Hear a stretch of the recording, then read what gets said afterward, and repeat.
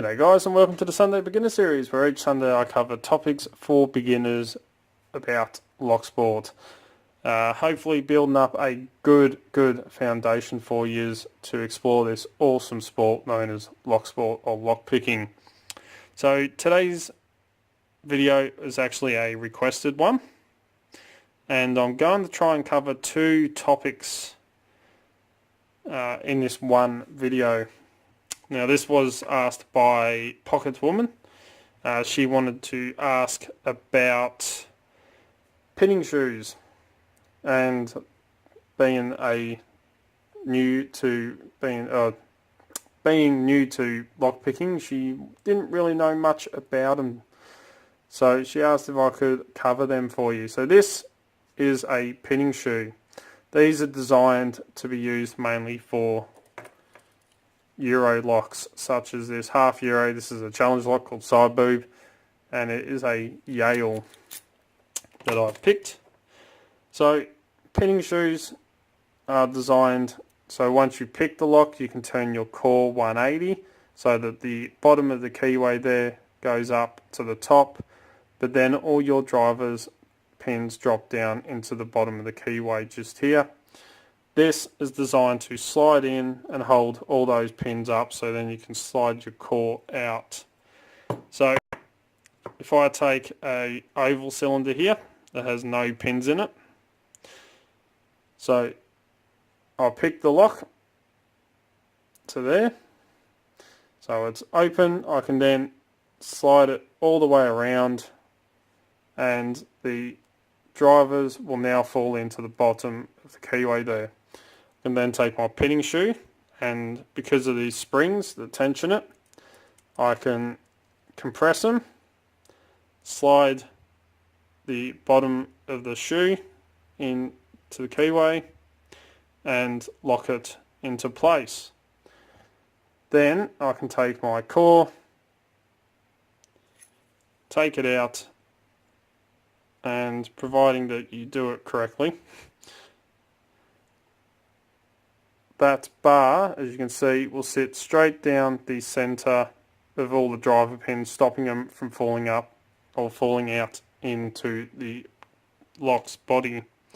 Now, if you get the Huck Locksmith Tools lockpick set, it comes with the pinning shoes, tweezers, circlip remover and all that, but it also has specialized followers. So these followers have a groove cut in them right down the center. These are designed to be used with the shoe.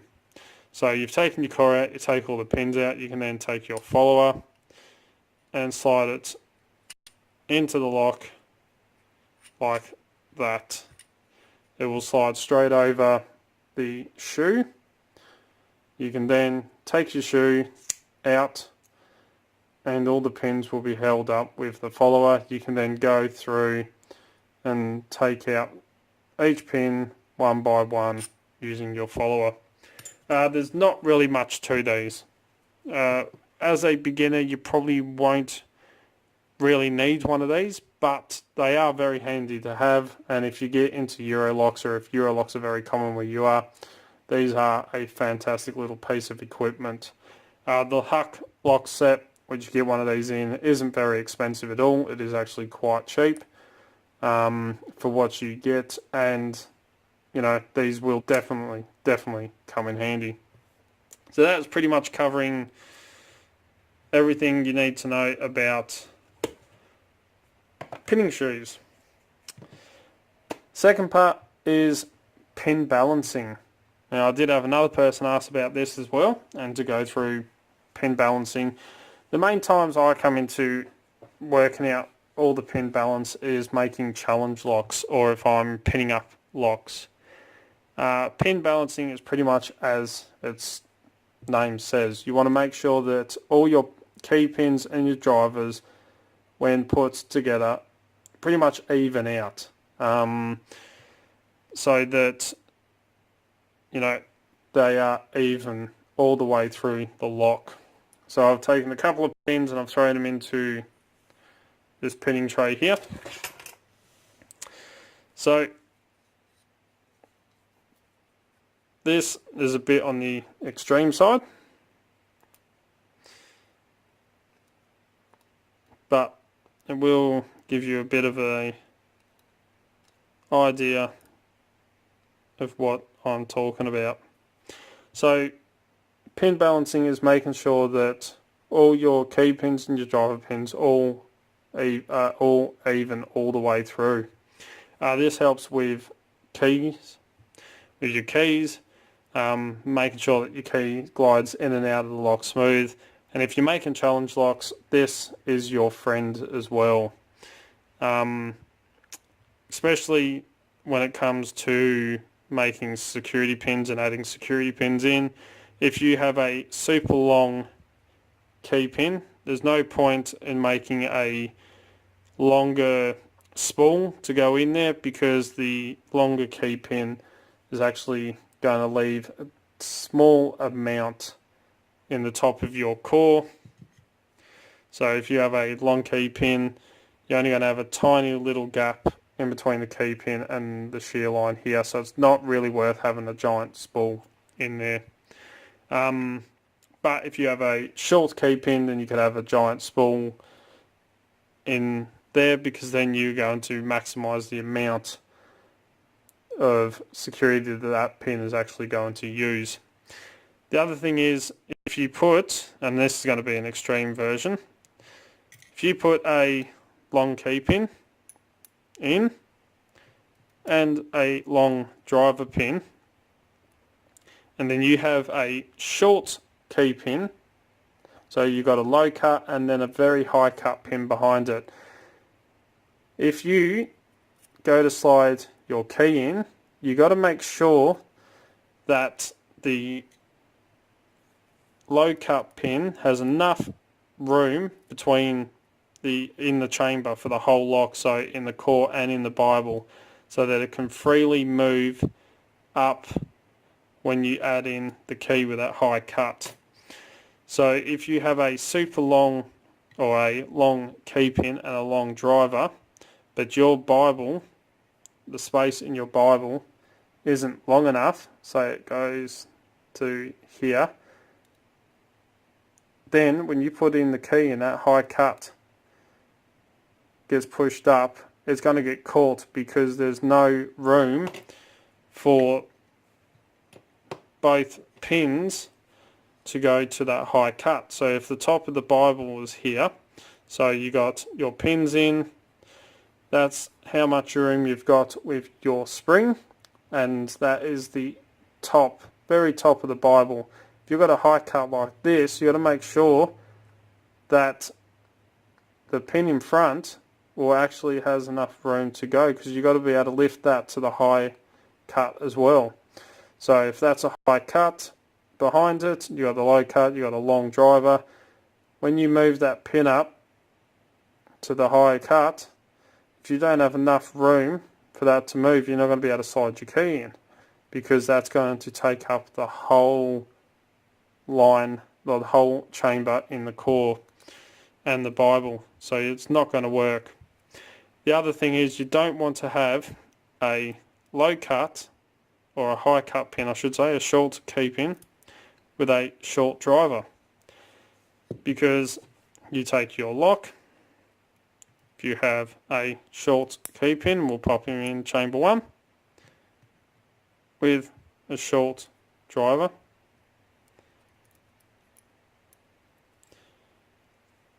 he's below, my camera will cooperate, he's below that shear line. So you pretty much have no pin at work at all.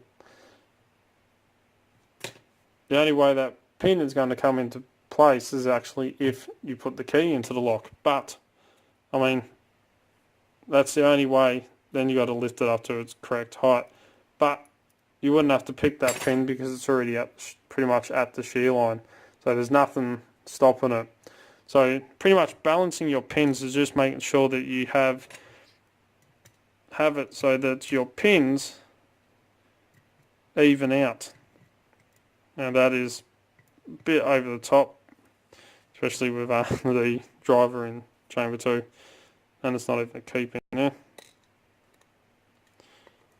But you want to make sure that all your pins are even all the way through. So that's pretty much what pin balancing is. You just want to make sure that you have enough room for your pins to move freely up and down.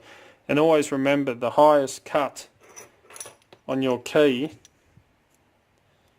you got to make sure that the longest pin, which are the ones for your very low cuts, have enough room through the whole chamber to be able to move right up to the highest point on your key.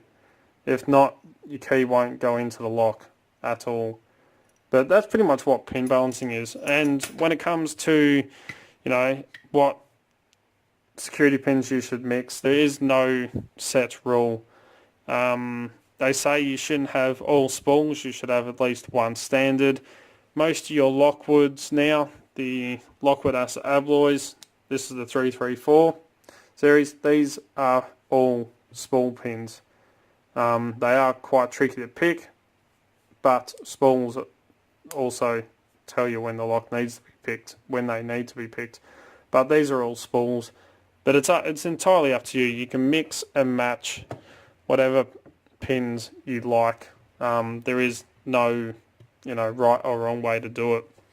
But the other good thing about pin balancing is if you use a short key pin, you can put a long driver pin in there, and you can turn that into a really challenging serrated pin with some spool in the middle or whatever you feel like, and then you have the whole pin, the driver pin, they've got to fight against to get it to the shear line.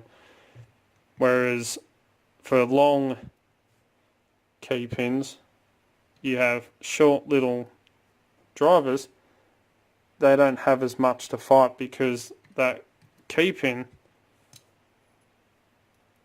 when inserted into the lock, into the core, you can see if my camera will cooperate, don't have as much to play with as what a short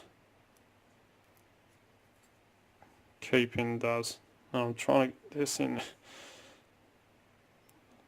I'm trying to explain this as well in a way that kind of makes sense without going over the top or being too simplistic. But as you can see, a nice short key pin, you have a lot more space for nastiness to fit in than a high cut pin, a short key pin, long key pin. But that's pretty much, pin balancing. Just make sure that they're all nice and even, and that when you key insert, you have enough room all up. Because you think about it, you got a spring, you got a driver, and a key pin that all has to move freely inside the Bible. So that pretty much covers those two topics for your pin balancing. When it comes to mixing security pins, there is no right or wrong way to do it. It's whatever you feel like. There is no right and wrong way of doing it. But yeah, that's pretty much pin balancing and pinning shoes and how they are used. They are quite simple to use, and pin balancing is actually quite easy to work out as well. So hopefully that helps you out and explains it for you. If you want a little bit more detail on it, please let me know, comments below, and I will try and go into a bit more in-depth view of it for you. But as I say, I'm always trying to keep this as simple as possible for new people to understand that wouldn't normally have a clue of what this is about. But anyway, as always follow the codes, keep Locksport legal, don't go do anything stupid. Please jump down here, help support my channel by hitting that subscribe button, and then pop over this side and turn notifications on. That way you can stay up to date. As soon as I upload a video, you'll be one of the first to know. As you know, I try to upload 2 to 3 to 4 videos per week, depending on work and everything else I've got going on. Don't forget to come and join us on Discord. The link is in the description. Cannot recommend that enough. Please come and check us out on Instagram, Facebook, and Twitter, where I put up posts, photos, what's going on in the background, all the fun stuff that happens around here, pretty much. if you haven't already, please check out locksmithstoolbox.com. If you're after great equipment at very competitive prices, that's where I get all my lockpicking equipment from. They're a fantastic Australian company.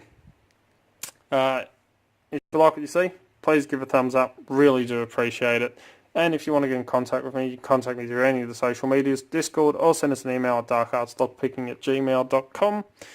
And I'll get back to you. And till next time, cheers guys.